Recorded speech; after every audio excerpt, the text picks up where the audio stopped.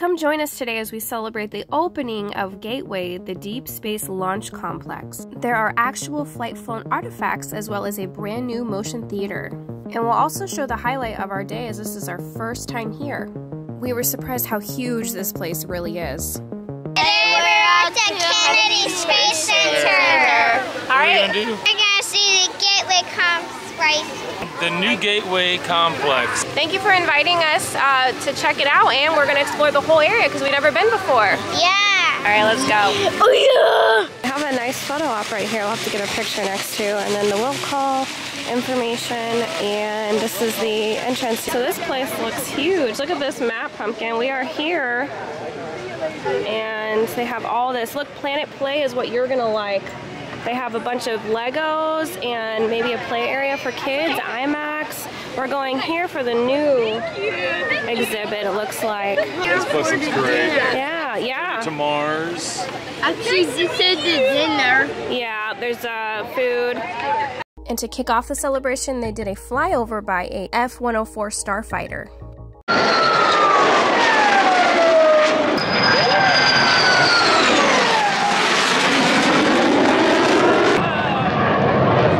That's loud. Whoa. Welcome, my name is Darren Protze. I'm the Chief Operating Officer here at Kennedy Space Center Visitor Complex. Thank you for being here to celebrate Gateway, the Deep Space Launch Complex. This is our grand opening. Space tourism has always been a science fiction term. This exhibit gives visitors an opportunity to experience what that may feel like and what it's going to look like.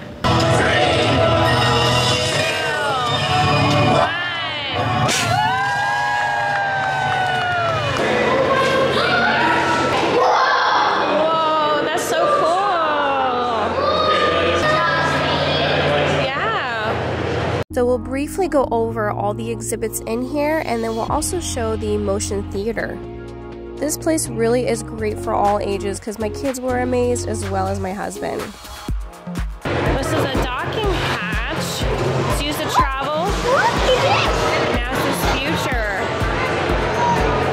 Official light flow artifact. Looks like it's a rocket engine.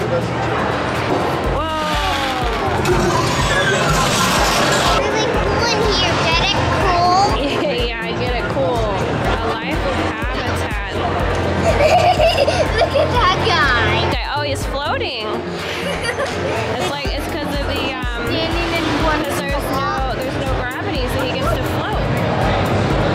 Take me, gravity.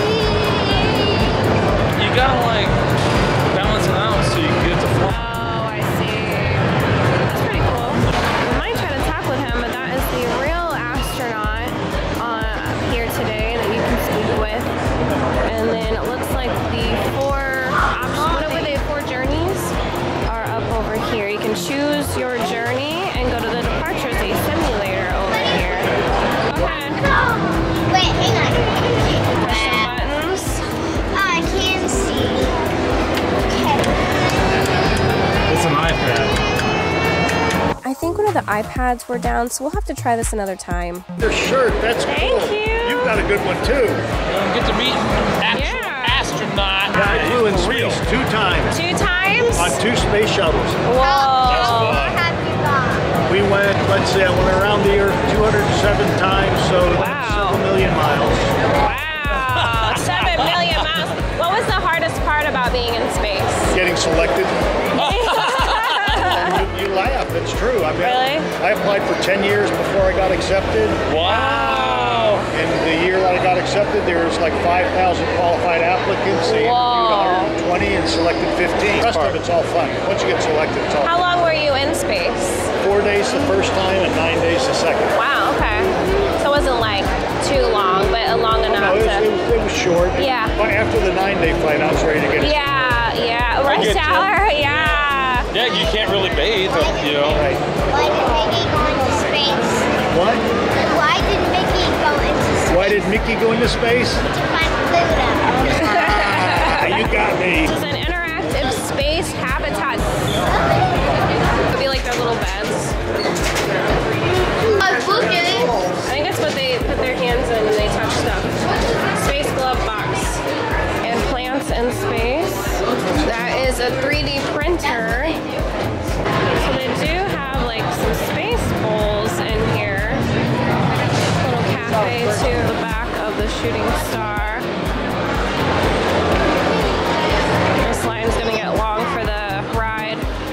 Shooting star enables transportation of critical science, food, and cargo. Yeah, so they would like travel through the tube to different sectors of their little spaceship or space station or wherever they're at. It's a hollow map. You can move it around. So we're gonna time how long it takes. We got this all the way up to here. 4 options. This is flight flown 2. A cargo dragon displayed here made history in May 2012 when it became the first commercial spacecraft to deliver cargo.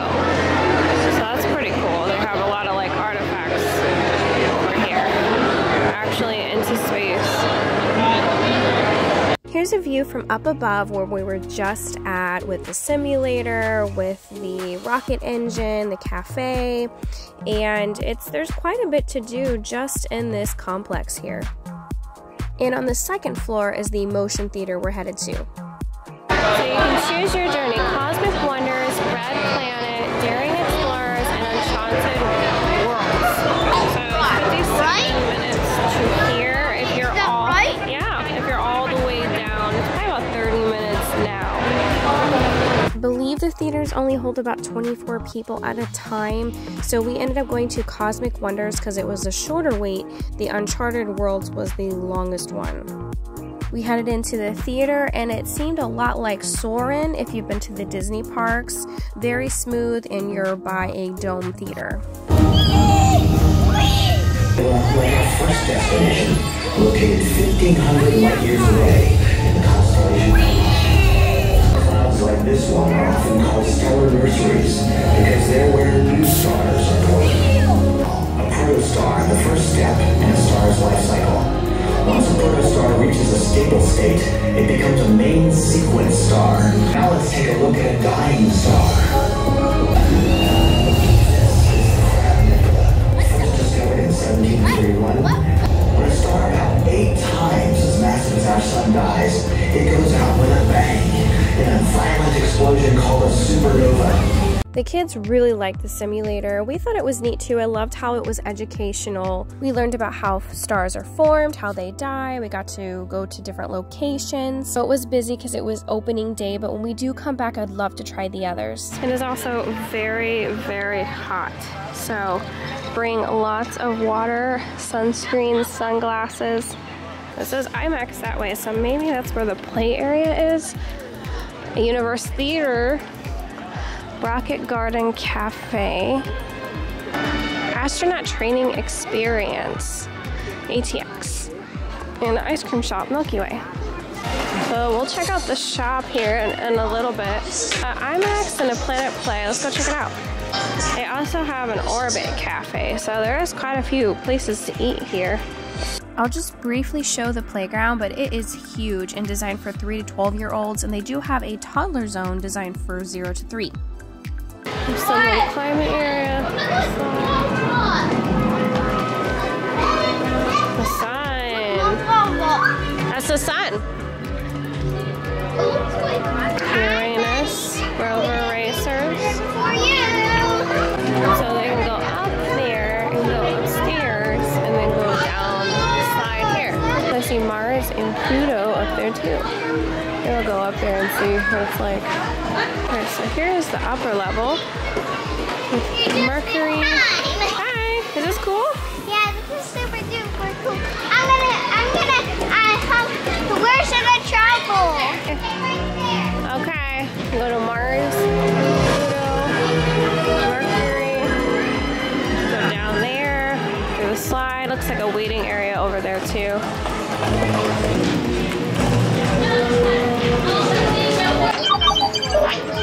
4, 3, 2, 1. There you go, you got the rock.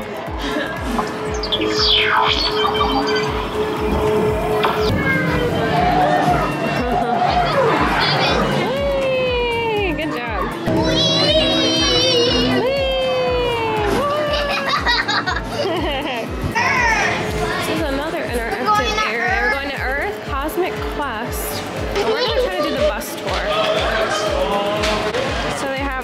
kiosks over here too with popcorn and snacks. And then we are back to here. We're gonna go do the bus tours. The last bus tour is at 2:30. It's a 15-minute tour, and then it's a self-guided tour at the end, and then you can come back on the bus. So this is included in admission. The buses do continuously run, so it didn't take too long, and it drops you off at this building here for the Atlantis Exhibit. It's about a 15-minute ride with videos explaining all the facilities and the restricted areas of the Kennedy Space Center. The journey will take us past active facilities and end at the visitor complex's own Apollo and Saturn Center. As they explain, it does take you to the Apollo Saturn Center, and it does explain this huge building, the VAB. In fact, these are the largest stores in the world. Construction of the VAB required 65,000 cubic yards of concrete, 45,000 steel beams, 1 million steel bolts, amounting to almost 100,000 tons of steel. It's so huge that the Roman Colosseum would fit on the roof, room to spare for a parking lot. 45 minutes to open those doors all the way to the top. They only had to be opened about halfway up to bring out a space shuttle. After arriving at the Apollo and Saturn Center, then they take you through a room where it shows a brief video of the history of space and President Kennedy. Our own space program kicked into high gear, and less than 2 months later, we were ready to launch our own satellite. And then you go into the Apollo 8 and the firing room. This is the firing room. Launch control for the Apollo mission. This is not a mock-up. These are the very consoles we sat at when men first took off to fly to the moon. We're now in the final minutes before the launch of Apollo 8. Right here, where it actually happened.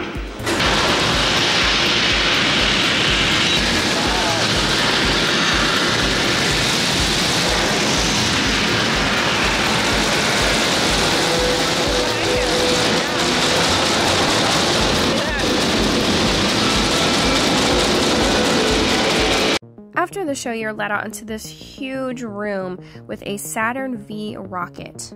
This rocket is 363 feet long, which is 60 feet taller than the Statue of Liberty. This type of rocket launched humans to the moon. And between 1967 and 1972, 13 of these rockets were launched. Only 3 of them remain in the United States. They have a ton of artifacts from the Apollo missions 7 through 10, and you can look inside a real command service module. You can look into the technology that kept all Apollo astronauts safe while they traveled the average 239,000 miles to the moon. We were limited on time, so we didn't get to see everything in this building, especially the theater that shows, of course, the highlights of the Apollo missions, but we hope to come back and really get to deep dive into everything we missed. I do show an exhibit back over here, and also a piece of the moon, the shop, and a little cafe that you can eat at. Parts like disconnect from that. What? It comes off in sections, like that one back there, and this one. I know. Let's look at this this first. one basically goes into space, and then it disconnects, and then the rest of it goes into space so they can take off. And then that's the one that comes back. Okay, there, we can touch the moon over there. Oh, touch the moon. This is the Apollo 13. This is the one where they landed on the moon with. According to their website, it is a real Lunar Module 9, with a life-size scene from the Apollo 11 moon landing. The scene shows Buzz Aldrin and Neil Armstrong planting the American flag on the moon. And right behind this is the Lunar Theater, where you can relive those moments. It's part of the moon. Find it, or buddy, look. Is this actually part of the moon? It says it's a moon rock. Okay, so let's go see what they have here. They do close the food at like 4 o'clock. So they do have salads, a grill, pizza, sandwiches, chicken tenders, pizza, chicken tenders, and hamburgers. It's a small cafe, but we ended up getting some moon rocks for the kids, aka dipping dots. I do have a little shop in here. I'm just going to do a quick tour of some shirts, cups, mugs. I I need my space. I like this. Okay, so 25. So I got silver, watches, space pen, cufflinks, shooting star 3 meteorites in each box. More meteorites and a moon rock. 160 for a moon rock. Got ornaments. NASA hats. Failure is not an option. Lunar module eagle. Oh, they have Snoopy. Artemis. Space. Bunch of hats. Socks. This is a neat jacket here with some patches. Jacket is 160. Those are neat. A backpack, a puzzle. That's cute. For 17. Magnet keychains. Erasers, those are cute. They have like a little toy set. Space Explorer 10-piece backpack play set. Let's see price. Little one. For 12. This little TY. They have a pink bear in space. A white monkey. A little play set. 15. Magnets. Onesies. It's cute. It's 25. It's cute. 15. Little Snoopy plush for 20. Another one in a spacesuit. Space capsule. Looks like a door opens. Astronaut puts inside. Never stop exploring. Like Lego friends. Space Adventure Series playset. That's actually kind of cute. And a doll. They got basically a costume. 70 bucks. But it looks, that's pretty thin material.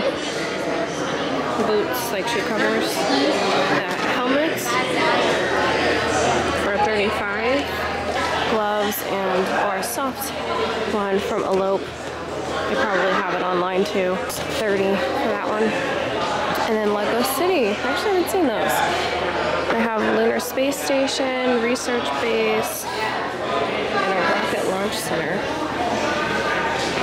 Some toys, shirts. Another model kit. Some books, matching game. They have some plush too, like 30 and 25 for these plush. It's like a Saturn plush. Yeah, look at this. Is this Earth? Parker wants that? Do we think that's going to be a deal? And again, it's about a 15-minute ride back, and then it drops you right off at that Atlantis building. Alright, after the bus tour, you get off, and it just drops you off right here. You know, a lot, but you really do need 2 days here. It's just a lot to do. More than we expected. When you first walk into this building, it's a big shop, so I almost wasn't sure exactly what this was, but you have to keep walking past that. And to the right, there's actually a line that you can meet an astronaut at different times and get an autograph or picture. So there's all kinds of stuff over here. They have a shuttle launch experience, which is an 8.5-minute ride where you can experience the sights, sounds, and sensations of blasting off in a space shuttle. The fallen heroes. And this is a memorial honoring the astronauts who lost their lives during space shuttle missions. You could really spend an entire day just in this building. There is so much in here to see. The traction. Here's from upstairs. Huge wing right there. They have the simulator. Buddy, she's right here. You need a space. Atlantis, 26 years, 33 missions, 207 astronauts. Last mission of the space shuttle program. So upstairs you can get an up-close view of the Atlantis, which is the only space shuttle displayed in flight. Space Shuttle Atlantis. Power behind. It's displayed rotated at 43.21 degrees with payload doors open and their arms extended. One of 3 space-flown shuttles displayed in the United States. And next to the Atlantis is the Hubble Space Telescope Theater. Looks like oh, look at this. That's what they ate. What? This is what they eat. Chicken breasts, granola, oats, cereal, they're dried strawberries. Tea, strawberry breakfast drink. That's what the astronauts eat. Macaroni and cheese, look at that. Oh, A beef patty, waffles, tortillas, candies, cheddar cheese spread. that looks delicious. The camera. Look it! Look! Ew! Oh. It's not gross. They use the bath now. Yeah. Okay. It's just glass. Does it do just go into space? You poop in space? Yeah. Yeah. I'm going potty. Gathering around the kitchen table. Beware, look, free-falling food. They have to be careful because the stuff will float everywhere. It's probably where they store the food. Floats. They probably have to strap themselves in, it looks like. Wait, what is that? It's their bed. What? They float and they have to get strapped in. Oh my gosh. So again, the Kennedy Space Center really is great for all ages. There's a ton of things for kids to do and play around, and then there's a lot to learn for any age. There's quite a few simulators, quite a few rides. Of course, there's plenty of opportunity for shopping. This was the main big one that we had mentioned before. And then we did miss the astronaut training experience that is right next to this Mars rover. But this campus is huge. We will definitely be back because we want to catch what we missed this trip. We were here from open to close, so we really did take advantage of the hours, and we really did enjoy this Gateway, the new complex.